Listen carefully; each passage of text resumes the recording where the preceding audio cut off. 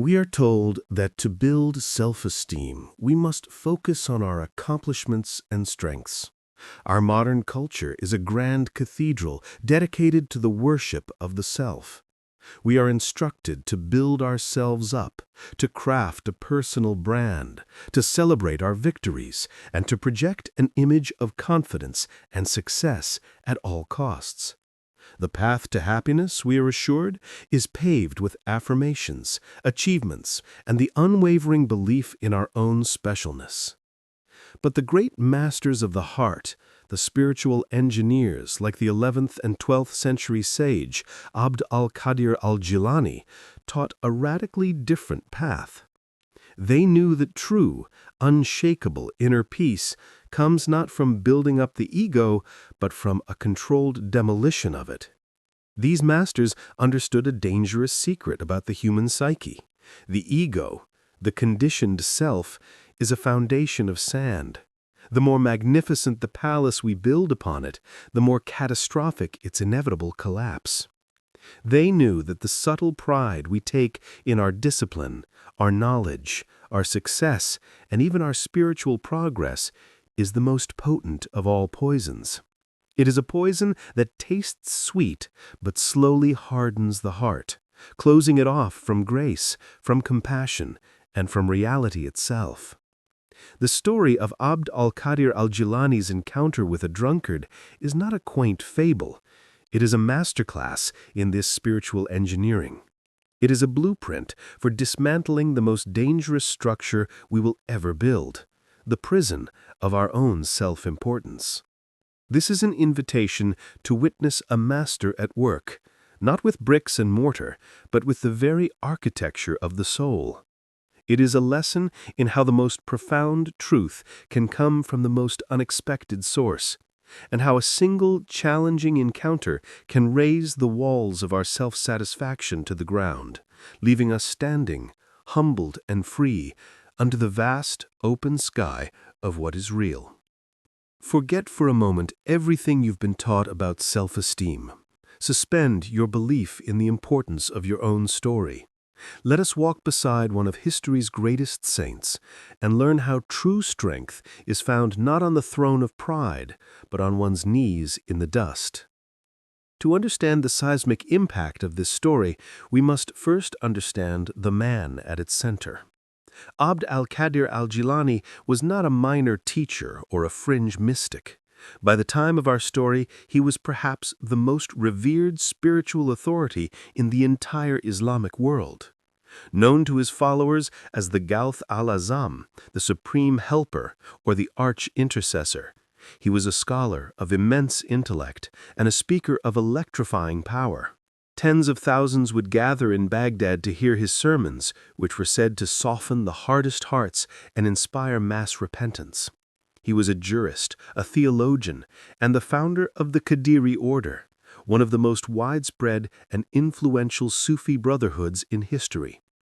In the eyes of his students and the general populace, he was a living saint, a man who walked in a state of profound intimacy with the divine. He was, in modern parlance, the ultimate spiritual celebrity, a figure of immense moral and charismatic authority. Imagine him, then, walking through the bustling streets of Baghdad, surrounded by a retinue of his devoted students. They hang on his every word, their faces reflecting a mixture of awe and adoration. The air around him is thick with reverence. He is the embodiment of spiritual attainment, the pinnacle of piety, the proof that a human being can achieve a state of purity and closeness to God. His every gesture is a lesson, his every silence a teaching. He is the mountain, they are the valley that receives his light. He is the sun, they are the planets that orbit his light. This is the context, the carefully constructed reality of master and disciple, of the sacred and the profane. And it is this reality that is about to be shattered. From a dusty alleyway, a figure stumbles into their path, disrupting the serene procession. This is not a seeker of wisdom. This is not a devotee asking for a blessing. This is a man from the absolute lowest rung of the social and spiritual ladder. He is a drunkard. His clothes are in tatters, his face is etched with dissipation, and his body reeks of stale wine. He is the antithesis of everything al-Qadir represents. He is chaos confronting order, impurity confronting purity, despair confronting hope. He is the shadow of the city, the human wreckage that respectable people, especially the pious, are conditioned to ignore, to pity, or to condemn. The students likely stiffen, ready to push the man aside, to protect their master from this defiling presence. But the man has eyes only for the saint. He plants his feet unsteadily, blocks the path, and with a voice slurred but surprisingly clear, he addresses the master not with a title of respect, but with a stark, almost accusatory familiarity. "Hey, al-Qadir," he calls out. He then asks a question, a strange, simple, and seemingly nonsensical query. Is your God able or not? A ripple of confusion and perhaps offense would have passed through the students. What kind of question is this? A theological test from a man in the gutter? But al-Qadir does not dismiss him. He does not recoil. He stops, looks at the man, and a gentle smile touches his lips. He sees beyond the filth and the fumes. He hears the real question beneath the clumsy words. Yes, my friend, he is most certainly able. The drunkard is not satisfied. He squints, his head lolling slightly, and repeats the exact same question, this time with more intensity, more insistence. I ask you again, al-Qadir, is God able or not? The students would now be growing restless, insulted on their master's behalf. This is a mockery. But again, al-Qadir meets the man's gaze. His smile remains, perhaps even widens slightly, as if he is appreciating a student who is pushing a lesson to a deeper level. He responds with the same serene certainty. Yes, my friend, he is most certainly able. The drunkard takes a deep, ragged breath. He leans forward, his face close to the master's, and his voice now a raw, desperate rasp that cuts through the street noise. For the third and final time, he asks the question, tell me the truth, al-Qadir. Is God able or is he not? And this time, his response changes entirely. The smile vanishes from his face. His eyes fill with tears. A profound tremor runs through his body, and he lets out a sob. Then, to the utter astonishment of his disciples, this great saint, this pillar of Islam, this man revered by thousands, collapses to his knees in the dusty street before the drunkard. He presses his forehead to the ground in a full act of prostration, the posture of a slave before his Lord. And from the dust his voice comes out, choked with emotion, repeating the answer 3 times, like a sacred mantra of surrender. He is able. He is able. He is able. He remains there for a moment, weeping, a broken man in the middle of the road. Then slowly he rises, his face streaked with dust and tears. He turns to his stunned disciples. Take this man, he commands, his voice thick with a new raw humility. Take him to the bathhouse, wash him, clothe him in fresh robes, and then bring him to my table and serve him the best of our food. The students are in a state of shock. They obey, but their minds are reeling. Their entire universe has been turned upside down. They have just witnessed their master, the wisest of the wise, brought to his knees by the seemingly meaningless question of a drunkard. Later, when they are alone with him, they approach him with trepidation. They have to understand. What was the secret dialogue they had just witnessed? What was the real meaning of the question? And what was the meaning of his 3 utterly different responses? al-Qadir, now calm but forever changed by the encounter, sits them down. And his explanation is the core of this entire teaching, a 3-level deconstruction of the human ego. When he asked me the first time, the master began, his real question was not a theological one. It was a personal cry from the depths of his own soul. What he was truly asking was, is God able to forgive me? A wretch like me, who has fallen so low, who has squandered his life? Am I beyond the reach of his mercy? And so al-Qadir continued. I smiled with the joy of that truth, and I answered him, yes, he is able.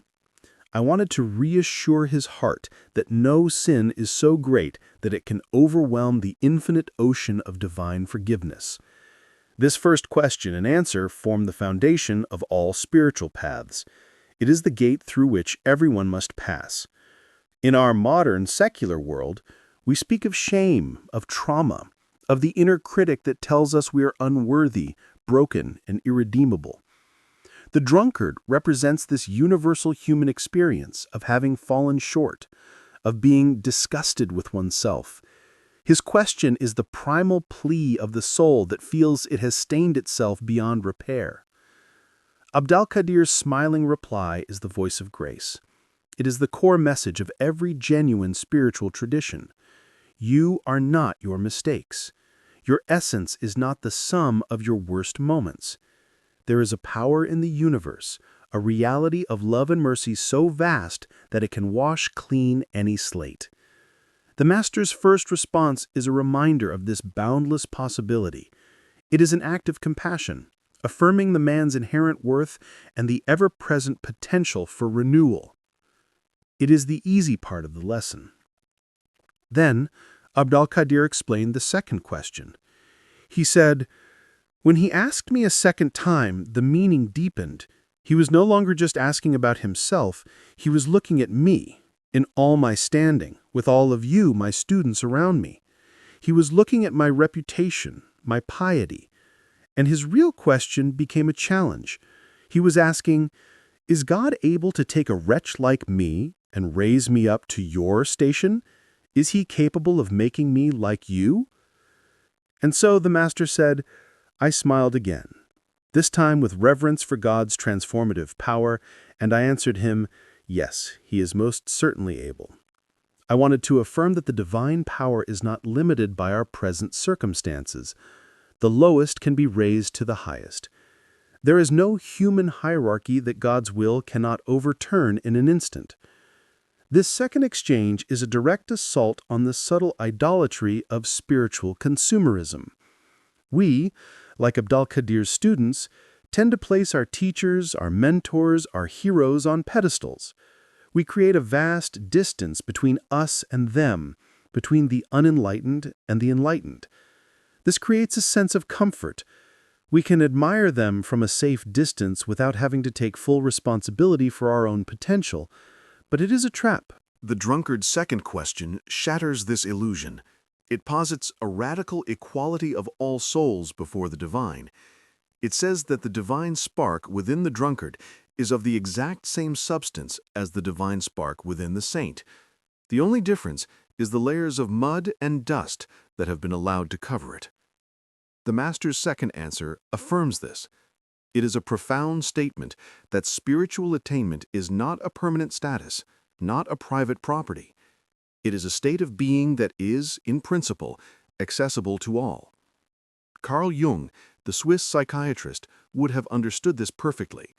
He taught that the goal of psychological life is to integrate the shadow, the repressed, rejected, and denied parts of ourselves. The drunkard is the living shadow of the saintly community. The second question is a demand for integration, a demand to be seen not as an outcast other, but as a potential self. And then came the third and most terrifying question. al-Qadir's voice grew quiet, his eyes reflecting the memory of the terror he felt in the street. When he asked me the third time, the Master whispered, his eyes were locked on mine. He was no longer asking about his potential, but about my fragility. His final, true question was this: and is God able to take you, al-Qadir, in all your glory, with all your knowledge and all your followers? Is he able to strip it all away and put you in my place, in this gutter, in this state of ruin? The Master paused, taking a deep breath. "And it was then," he said, his voice trembling, "that a terror seized my heart. The truth of his question struck me like lightning. I saw, in a flash of absolute clarity, that everything I am, everything I have, this knowledge, this station, this grace, is not mine. It is a gift, alone.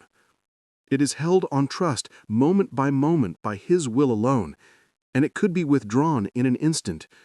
The only thing separating me from him was the sheer, unearned mercy of God. And in my fear and my absolute certainty of that truth, I fell to my knees and cried out, 'He is able! He is able! He is able!' I prostrated myself in terror and gratitude, begging God not to take the blessing of guidance from me and to make his protection over me permanent." This is the nuclear core of the story. This is the controlled demolition of the ego. The first two questions deal with the potential of the other. The third question deals with the fragility of the self. And this is the teaching that our modern culture of self-esteem has almost completely forgotten. We are so focused on our strengths, our accomplishments, and our spiritual gains that we forget that it's all conditional. We fall prey to the most insidious of all spiritual diseases, kibur, or spiritual arrogance. It is the subtle pride a person takes in their healthy diet, their morning meditation, their yoga practice. It is the quiet judgment they pass on the person eating junk food, sleeping in, or watching trivial television. It is the voice of the ego that says, "I have achieved this through my own effort, my own discipline, my own will." It co-opts the gifts of grace and rebrands them as personal accomplishments. It is the moment the ego, the conditioned self, says "I," and takes credit for the light that is merely passing through it. The drunkard's terror is the perfect antidote to this poison. In that moment, he realized that he was not the author of his own piety. He was its recipient. His sainthood was not a fortress he had built, but a garment he had been dressed in, and it could be removed at any moment. The drunkard was not his opposite. He was his potential future. He was a mirror reflecting back the terrifying truth of his own utter dependence on a grace he did not earn and could not control. This is a truth echoed in all great wisdom traditions. The ancient Greeks spoke of hubris, the arrogant pride that offends the gods and invites ruin. The Stoics constantly reminded themselves of the turnings of the wheel of fortune, that the emperor and the beggar could trade places in a heartbeat. The Emperor Marcus Aurelius wrote in his private journal, "Soon you will have forgotten all things, and all things will have forgotten you." He was performing, in his own way, the same spiritual exercise as al-Qadir, a constant, deliberate dismantling of his own ego's claim to permanence and importance. In the 20th century, this encounter finds a powerful echo in the 12-step programs designed to treat addiction. The very first step is to admit that one is powerless over the addiction, that one's life has become unmanageable. This is the starting point, a complete surrender of the ego's claim to be in control. It is the drunkard's starting point. And a core principle of recovery is the constant remembrance that one is always one drink away from returning to that state of ruin. A person with 30 years of sobriety knows that their sobriety is a daily reprieve, contingent on the maintenance of a spiritual condition. They know, with the same terror and gratitude as al-Qadir, that God is able to put them right back where they started.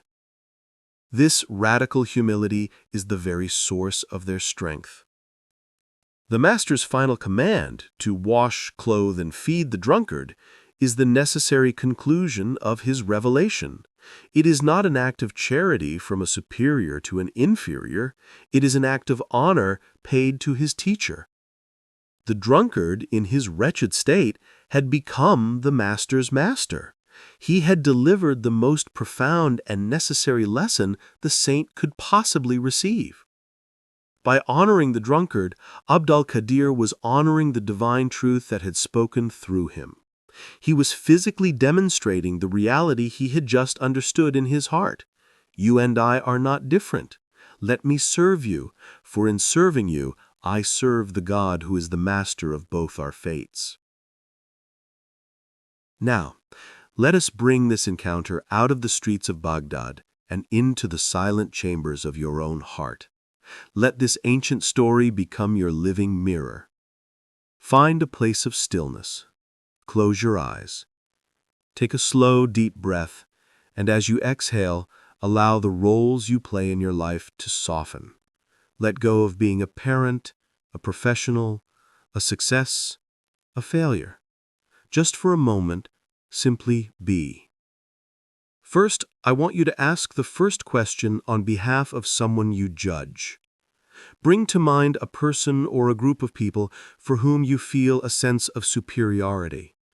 It could be someone with different political views, someone with a lifestyle you disapprove of, someone you consider ignorant or undisciplined. See them clearly in your mind's eye. Now ask with sincerity, on their behalf, is the universe, is God, is the source of all being able to completely forgive and purify this person? Let al-Qadir's smiling answer echo in your own heart. Yes, it is able. Feel the walls of your judgment begin to soften. Now, take another breath. Look at that same person, in their state of what you perceive as error or brokenness, and now ask the second question, the question of potential. Is the universe capable of raising this person, not just to a state of grace, but to my station, to a level of awareness, success, or goodness even greater than my own? And again, let the Master's answer resonate within you with reverence for the infinite possibilities of life. Yes, it is most certainly able. Feel the illusion of your own permanent superiority begin to dissolve. And now, the final, most difficult step. Take a deep, steadying breath. Turn your gaze away from them and look squarely at yourself.